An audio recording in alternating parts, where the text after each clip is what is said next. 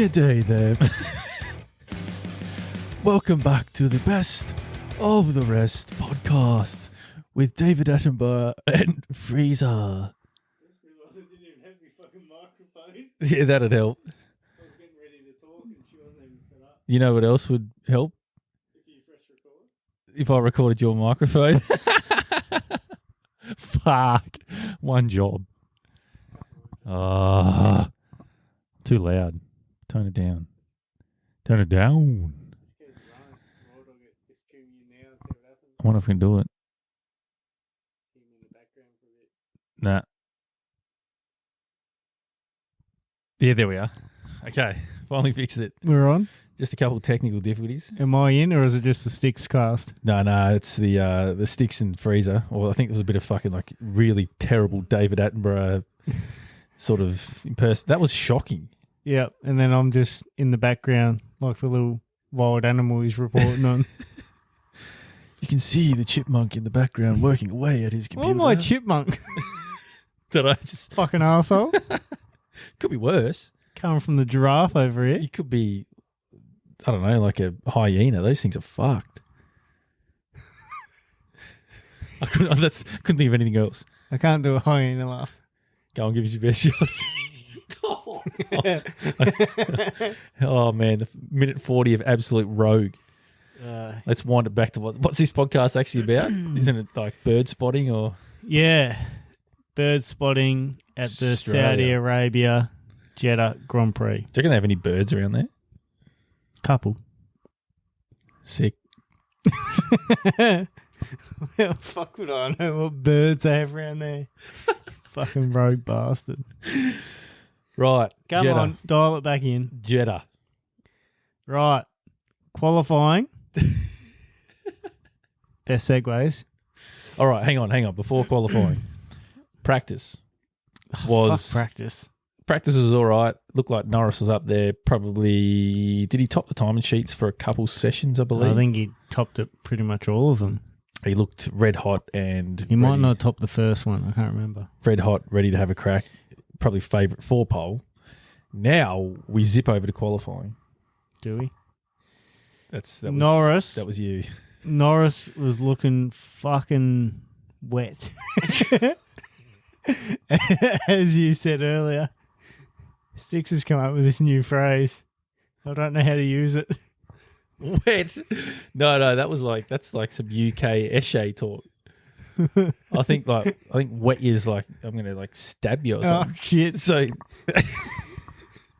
maybe cut editor, cut that one out. Maybe not. Take two. Norris was looking sharp. Yeah.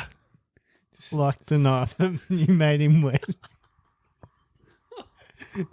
Shit. This is going to be the roguest start on podcast. Oh, we're tired. He looked pretty good. He looked very good. He was hot. He was on one. He was sweaty. And then he fucked it. He fucked it big time. Sounds even worse. He fucked it big time. No, in all seriousness, Norris, he was really on one. That wasn't meant to be funny. I'm meant to be being serious. He's just flicked the switch now. He's just, in all seriousness. In all seriousness. Well, we can say Q1, I think Norris topped the timesheet. Q2, I think he may have topped it again, actually, if I just have a quick gandy here at the notes. Yeah, he topped it Q1, Q2. And then what happened in Q3, Freezer? He crashed. He fucked it off into the barrier. He lost all his talent. Ran out of talent. Bloody oath he did. He made a bit of a mess of the car, and probably his mental state. To be honest, that rattled him. Pretty harsh on himself, but maybe that's how he extracts the results. You don't know, but yeah, he seems to put himself back together. Once he's in the car the next session, but the way that he talks about it all in the press conferences is a bit disturbing. Definitely lingers, doesn't it? Yeah. So it must have been, I don't know what it was, first half a dozen corners. He just went a bit wide, got out in the curb, but because he's on a push lap, kept his foot in it. Yep. When he hit the curb, unsettled the car, and by the time he sort of caught it, it just, he He sort of did catch it, but he was already sliding, smacked into the concrete wall, which tends to happen at Jeddah. If you make a mistake, it's pretty unforgiving. Yeah, walls all around, so And that was it. no room for error there. For old Norris. The only thing there is room for... No. I should wait. We got to do the quali first. Stop trying to jump the gun sticks. Just off on your own tangent. I've got no idea what you're talking about. My brain's fucking going a million miles per hour. So quali result, we had Russell, Piastri and Verstappen all kind of in and around the same mark for Q3. And it was looking like it was going to be a flip of the coin for who was going to get there. Russell put in a great time. Looking like it was going to be hard to beat. Piastri pipped him just. 10th. We thought that might have been it. And then old Verstappen comes through like a steam train. Pips him by 100th. Get on board. Wild. Just can't get over the talent that Verstappen has to just extract times out of that car. That Red Bull does not deserve to be on pole, but Max behind the wheel, he just gets the most out of it. Is he in GOAT contention already? I think he might be. Like, the way that he just seems to find performance where it doesn't look like it's going to be there. And then it's not only that he can get the car to be quick in quali, he holds on to it in the race or picks up position. So, yeah, I think he's... You know what I think unreal. is a good argument for Verstappen? Is if you were to pluck him out of Red Bull tomorrow and pick any other driver on the grid, say, pick a driver. Norris. And slap him into that Red Bull. I think Red Bull are genuinely probably the fourth fastest team out there. You wouldn't see them up there competing for podiums. No, it's definitely not seeming to look that way. I think because they build the cars around Verstappen, so it's like a catch-22. They build the car around Verstappen, they make it so front-end twitchy, which he likes, which he can get the most out of it, but the car's not great, but that makes it so undrivable for any other driver. So you start to develop the car in Verstappen's way, which then also disadvantages the second driver, so you've sort of got this weird dynamic, so that if you lose Verstappen, no one else can drive the car, but the car's also shit, but it's only Verstappen that's sort of dragging it up to make it look half decent. So it's just in this weird realm. Does that mean Verstappen would be able to extract the same results out of another car, or would he still need that car to start to be tailored to his style? Like chuck him in a McLaren? Very interesting. Would he then be, say it was him and Norris that swapped for argument's sake, would he then be on par with Piastri, or would he be beating Piastri or well ahead or behind? Or it'd be interesting. How can he adapt his driving style to suit a car's potential? Yeah, has it just become that car's been so well set up for him and developed for him that he can get the most out of it and get the most out of himself? That's a good point. Yeah. And then that raises the question. Or if he jumped in a McLaren, which is arguably the fastest car on the grid, would he be 15 seconds down the road on everyone else? It also raises the question that if you have Max Verstappen in a team, are you ever going to have a close, cohesive team if Max is the focus and you're developing a car with him in mind? I don't think you'd probably be able to. It'd have to be that clear 1 and 2 for Max. He wouldn't want something competing against him like Danny Rick did. But I'm not even talking competing. I'm just thinking if someone was to be a solid backup, a solid number 2, can you have that if you don't have someone that matches Max's driving style?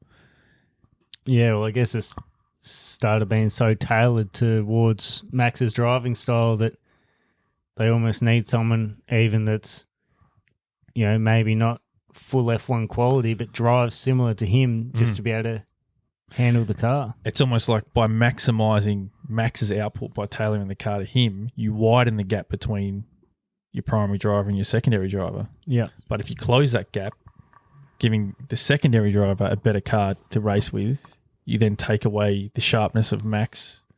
So it's a and what do they focus dynamic on more? Like, obviously at the moment, he's reigning world champion, so they're going to keep focusing on him, but say he doesn't win the World Championship this year, what do they focus on? Do they keep trying to tailor it towards Max winning World Championships, or do they start thinking about constructors? Or if the rumours start to concrete up and you go, oh, well, Max is going to be out of here end of 26.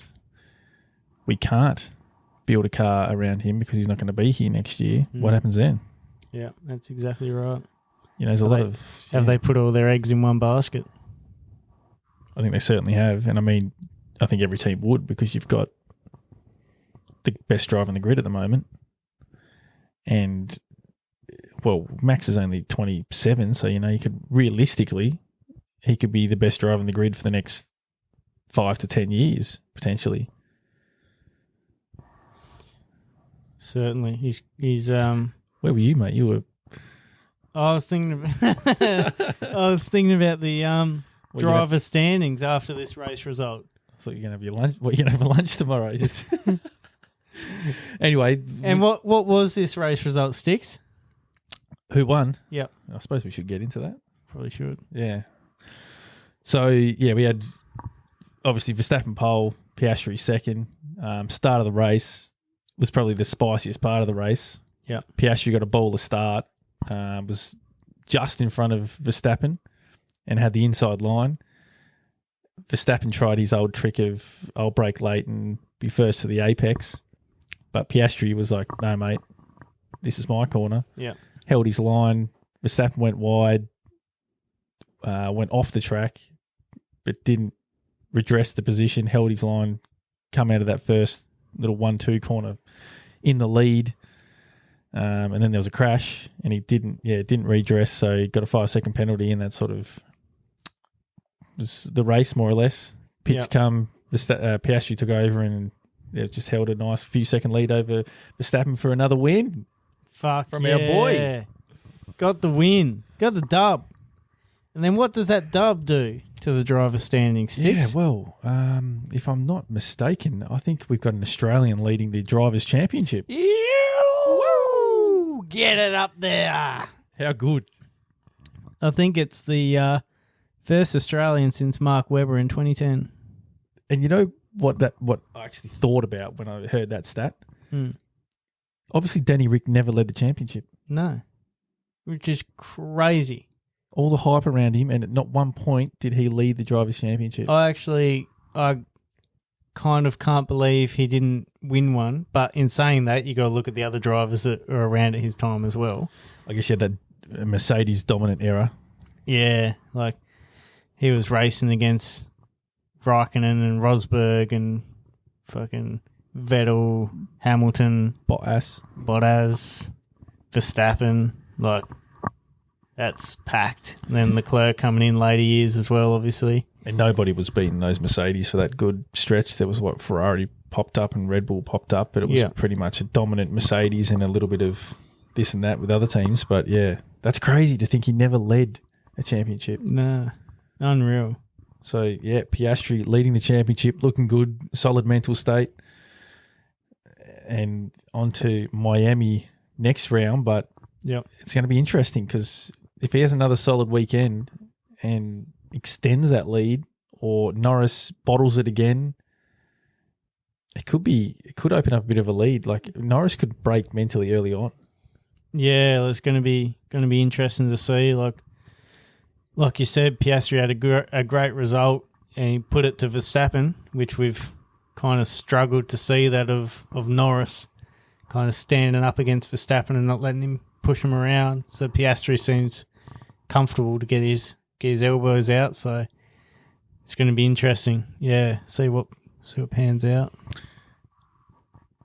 I'm just thinking like it's a different mindset from Norris last year to this year, because last year he knew that there were upgrades in the McLaren and that the McLaren was faster than the Red Bull and that he could just chip away at that deficit because he had a superior car. But if Piastri is to extend that lead, Norris knows that he needs to beat Piastri on his merit because they got the same car. You don't have that vehicle offset to work in your favour. You've literally got to beat him one-on-one straight up, which that's an even harder task. And then you think you got other drivers in there that are going to be hungry, like Russell's going to take points, Verstappen, the Ferraris if they get their shit together. So it's we got a championship on already. Yeah. It's on fire already. Yeah. That's fucking unreal. It's And brilliant. like we've touched on a few times, you got Russell hanging around there still, picking up good points where he can. Antonelli's doing unreal for a rookie that's so young as well and in a top team. I'm keen. I'm fucking keen. You got Williams, double points. Not that they're, probably going to be fighting for titles, but when you got teams like that as well, picking up some low-end points consistently, it keeps people on their toes. Well, I think the thing is with Williams is it's not necessarily about this year, but next year. But seeing these results and the fact that they're not far off scoring more points than what they did last year already, and double points finishes. Williams already have. They've already beaten it. They've already scored more points than they did last year. I think they already did before this race. So it builds confidence in the whole outfit. You've got two gun drivers. They haven't had two gun drivers for ages. Yeah. They both can perform. They both can score points. They can work together. They're up there scoring points consistently so far. And even if they do somewhat taper off this year, I feel like it's motivated the whole organisation, the whole setup to go, we're actually not that far off, and we're not pushing for. We don't want to be the best of the rest. We want to be competing at the front. Yeah, and there's a chance for that to happen again. I think it's motivating for everyone involved with the Williams team. Yeah, it is starting to look promising for the old Williams outfit that, maybe they might start to get back up to where they used to be and maybe arguably should be. I think it's, a team with a lot of history that does deserve to be up there fighting, not like what we've seen of past years where, they're tinkering around at the bottom every race. Yeah, and I'm bloody excited for next year for that fact, and the fact that it just opens a door for every team it could mix it up big time. And even if you just have a bunch of teams competing at the front, if you have, instead of just the top four, you may have 5 or 6 teams that are sort of in there for the mix for wins. That'd be insane. Yeah. So exciting. Oh, mate. Just seeing who picks up the new regs the best and gets off to a good start. Like, the engine manufacturers probably have a good little lead, I guess, because they've got the ability to play around with their engines and stuff a bit more than the teams are just going to buy the product off them. But so I guess jumping back to Jeddah and our race results, we sort of did skim over it. Norris had a decent recovery drive to start 10th, finish 4th. Yep. Not far off a podium. What other notable sort of there was a So that's the thing with Norris lately is he's getting okay points, but the last 2 races have been from recovery drives. Like he's really got to stick it on that front row and get those high end points. Otherwise, he's going to fall away from this championship quick smart. I guess this other thing too with the recovery drives is from a mentality standpoint, the pressure's somewhat off you. Because it's like, oh, well, you're already down in 10th. Just do what you can do. No one's expecting you to get a podium. No one's expecting you to do shit because you've already sort of bottled it. Yeah. Where you start on the front row, not to say that like there's a massive difference in pressure, but like if you're on the front row, people are expecting things. Yeah. And if there is a little chink in Lando's armour being his mentality, if it can be off by 1 or 2%, yeah, it could be concerning, but there's a lot of noise about that at the moment. But I think it's probably going to be the next 5 rounds are going to reveal whether there's any validity to that or not. Yeah, for sure. What other notable things happened from Jeddah? It was a little bit of a slow race. There was that contact early on between Gasly and Sonoda. Yep. First corner. Yeah, what'd you take away from that one? Just a genuine racing incident, I think, or an incident, as An incident. Leclerc would say. Just first corner going for overtake. Was it first corner or first couple of corners? It's like the third four or whatever. Yeah, first couple. Third. And, I think Gasly sort of left him room. Sonoda sort of left him enough room, but they just come together. Yeah, just kind of drifted together a bit. Maybe Sonoda slightly more at fault considering he was car behind as such and his front wheel touched Gasly's rear. And he was kind of cutting that inside a bit, but it's the nature of a track such as Jeddah where there's no runoffs. If you're at any other track where there's sand traps or grass or something, they would have just both spun off. There may have been a little bit of damage, may not, and they probably would have just carried on. The other thing I want to get your opinion on, Sticks. Yeah, mate. You touched earlier on Piastri and Verstappen into turn one. Yep. So Verstappen obviously got the 5-second penalty out from that. What's your thoughts on, one, the penalty itself, but two, the racing and what that penalty did to the end result?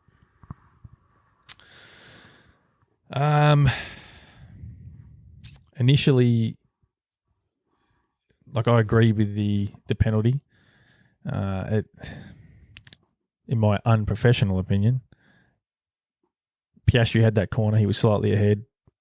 Verstappen tried his old trick of braking later to try and get the apex because he knows the rules inside out. But he was never going to make that corner. And I also found it, I don't know about you, but I found it really strange that Verstappen was on the radio to the team saying Piastri was never going to make that corner. He clearly thought that Piastri was also off. And yeah, which was weird because he made the corner. He stayed in the track. Did you hear that? Yeah. And Piastri had the inside line and, clearly stayed on the track. So how could he have said he wasn't going to make the corner when he did? I think Max just, clutching at straws there. I do think, personally, I think the penalty should be greater than 5 seconds to force teams to give the position back to keep the racing spicy. Because the 5-second penalty just seems a bit soft. If you got clean air, you'd much rather be in clean air at the front, try and make up those 5 seconds if possible.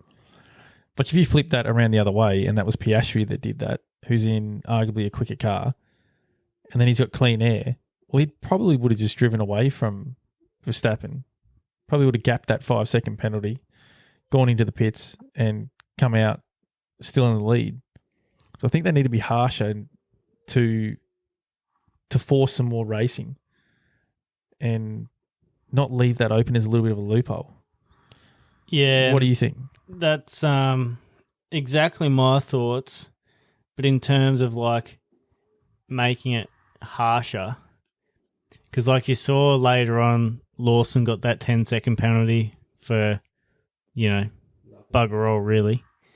But I think there should be a bit more of an enforcement around the driver, has to give that position back.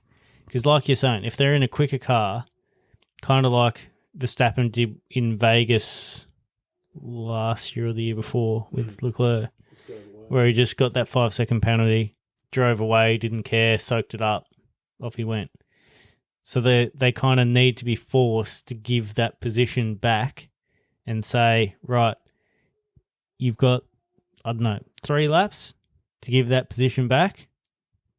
If that position's not given back in 3 laps, then it needs to be a penalty that's maybe harsher than 5 seconds. Maybe it does need to be 10 seconds, or maybe it's a drive-through pit kind of penalty.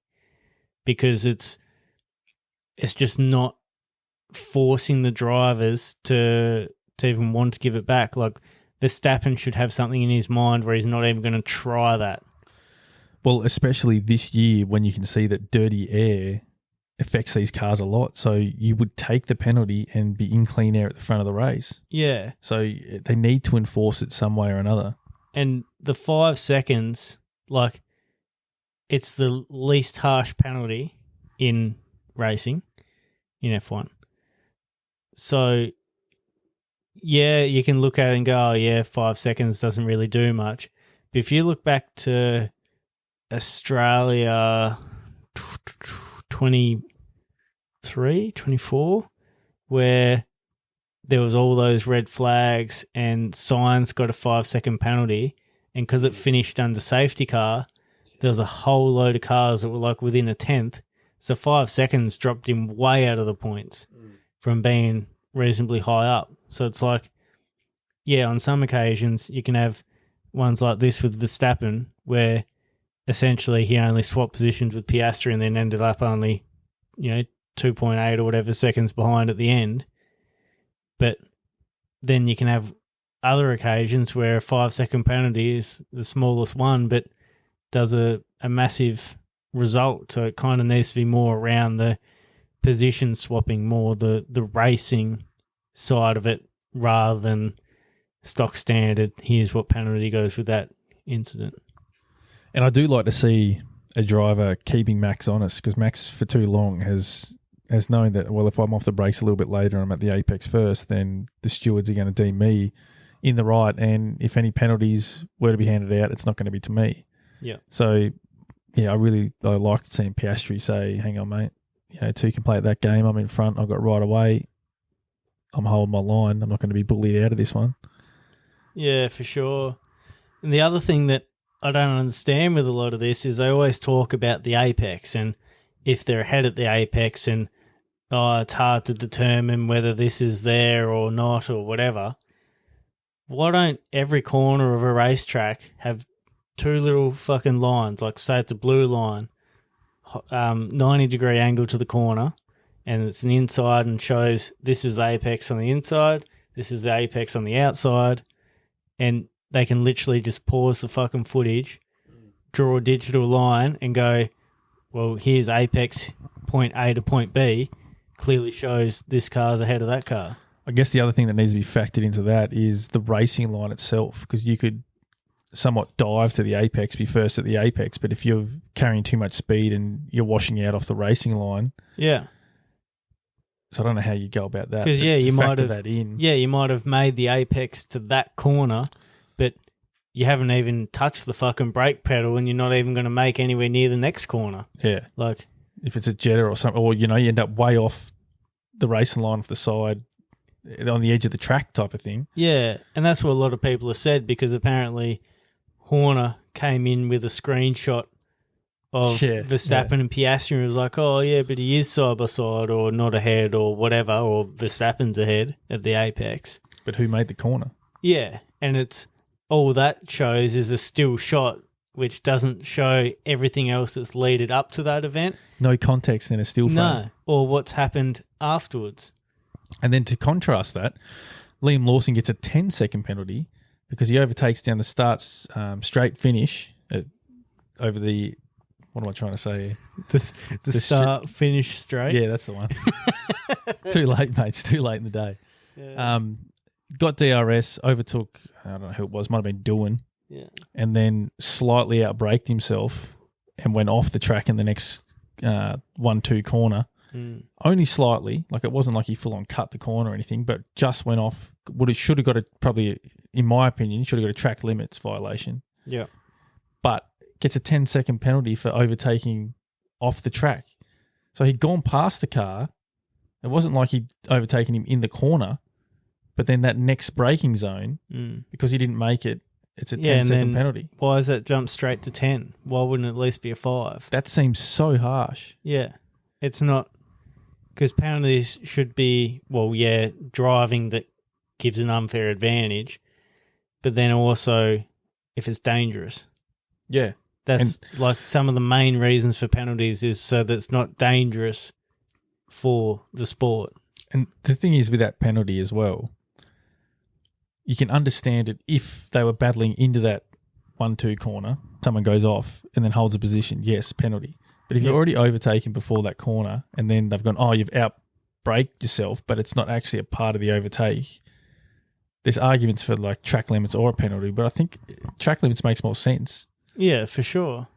Because it's essentially the moves completed, but not in a way that you could keep the car on track.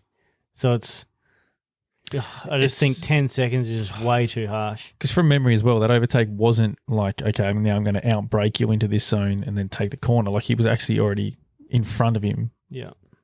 Got DRS out and around in front and then just sort of broke a little bit late.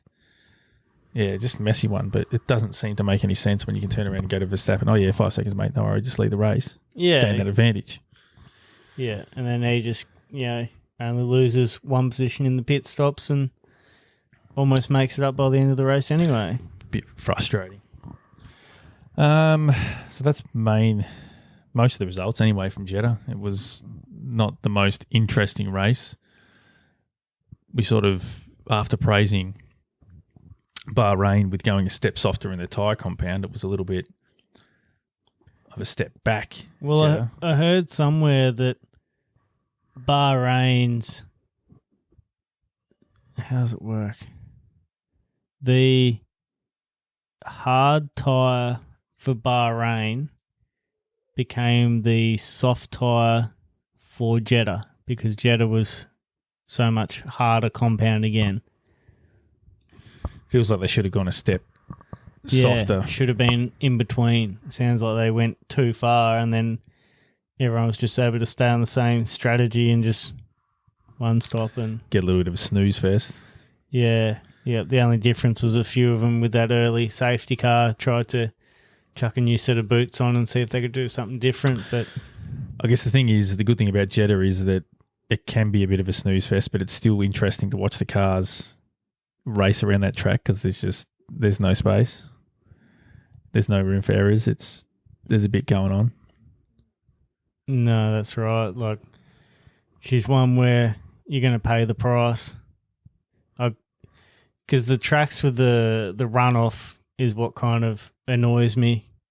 Because kind of like what was happening with the Verstappen there, you can just cut the corner and nothing really. Too much room to milk it. Yeah, it comes of it. Like there's no consequence. Like they're flirting with these penalties that aren't really doing much.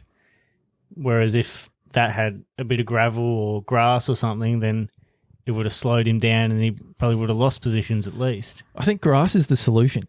Mm. Have grass at the edge of track limits because gravel becomes an issue because they flick debris onto the track and then, potential for a safety car to clean the track up. Yeah. But if you got grass, and even if they sort of wet it somewhat so that it was slippery, so you just don't get out in the grass because it's going to cause you to lose time or have to have a correction.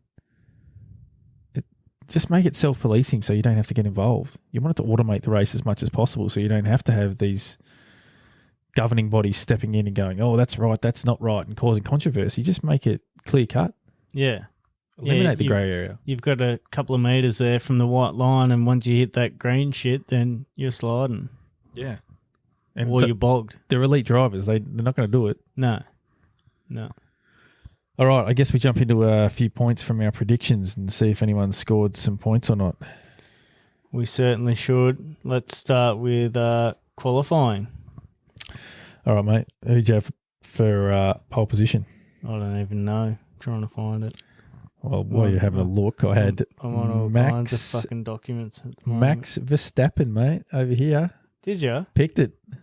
You had Verstappen for pole. Picked Maxi Boy for pole.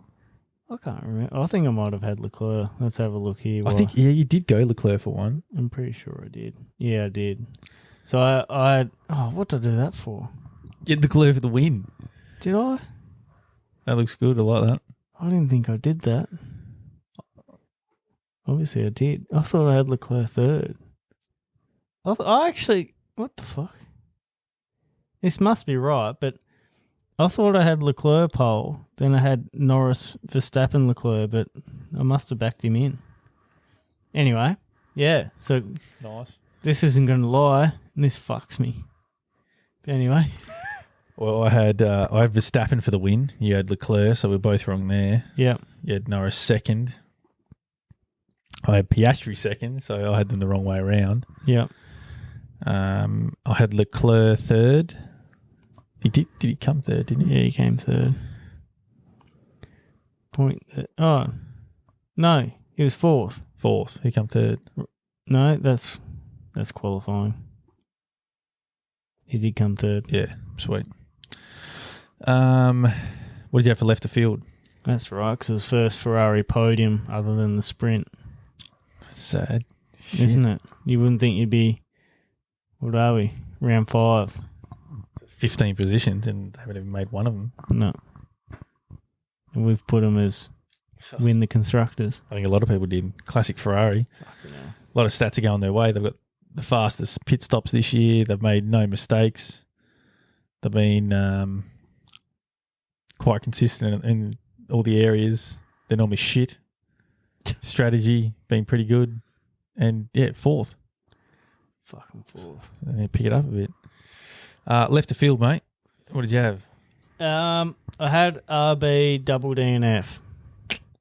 Long shot, but they definitely did not happen. If I had my prediction from Bahrain of... No, that wasn't left of field, was it? That was the Gasly for DNF.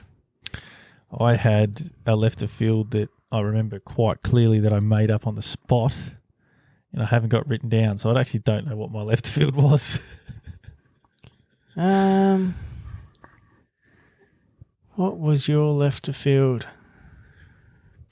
Let's pause this very quickly, and I'll have a look, and we'll be back. All right, we're back. So we had a quick look. I had Antonelli to go top 4, which is Big Brammerl. No, yeah, he got 6th. He was looking okay, but no, couldn't quite get her up to the top 4. All right, DNF. I think we both went for Stroll, didn't we? Sounded like he had a bit of a New Zealand accent then. DNF. Stroll. What the fuck was that? I had Stroll, which he did not DNF. Yeah. He gets a lot of airtime in this show. Old Strolly boy. Who did DNF? Just Sonoda and Gasly on lap 1. Punter. I had 2 safety cars as well, mate. I don't even remember how many safety cars there were. 1. Lap 1. I'm quite sure there was only 1. Unlucky big boy. I had 3, so I had a couple too many. Right. Well, time to box, I think. Yep. Time to retire today's episode. Get the F out of here. Thanks for joining us. If you've enjoyed the show, hit like or follow. Share it with another F1 fan. And we'll catch you later. Mic drop.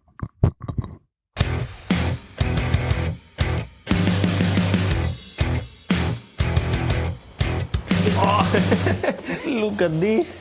This is not a dog. This is a piece of shit.